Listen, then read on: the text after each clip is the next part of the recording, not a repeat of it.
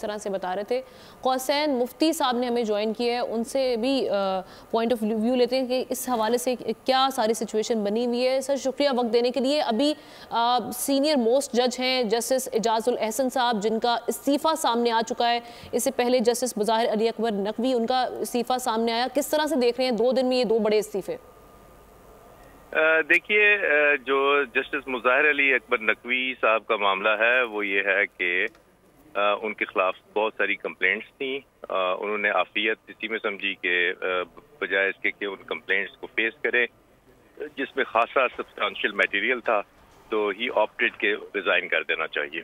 लेकिन जहाँ तक जस्टिस एजाजुल एहसन का ताल्लुक है, उनके बड़े फ्यूचर के प्रॉस्पेक्ट्स थे। उन्होंने चीफ जस्टिस भी बनना था और अगर उन्होंने इस्तीफा दे दिया है तो ऑब्वियसली इसकी कोई रीजन होगी और बड़ी कंक्रीट रीजन होगी जो अभी तक क्लैरिटी के साथ सामने नहीं आ सकी। लेकिन आने वाले दिनों में कुछ ना कुछ डस्ट हटेगी तो पता लगेगा कि क्या एक्चुअल मामला था जिसमें उन्होंने अपना रिजिग्नेशन पोस्ट किया।